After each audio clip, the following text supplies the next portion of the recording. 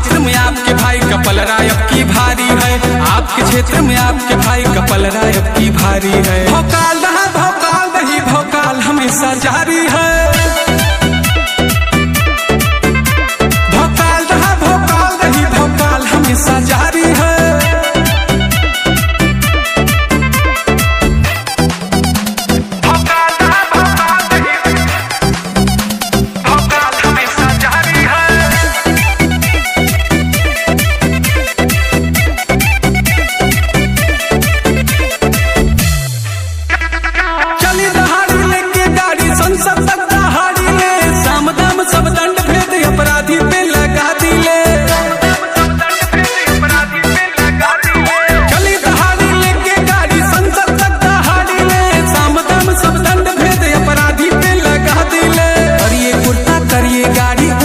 भगवाधारी है और ये कुर्ता करिए गाड़ी ऊपर से भगवाधारी है। भौकाल रहा भौकाल रही भौकाल हमेशा जारी है।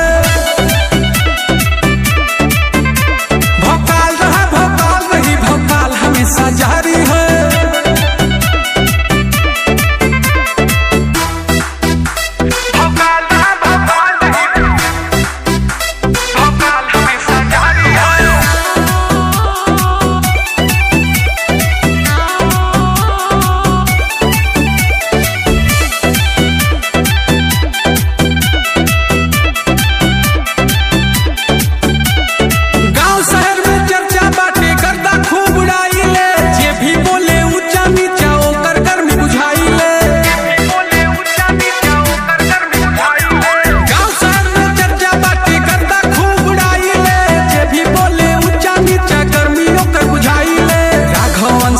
भाई के जलवा अब की जारी है।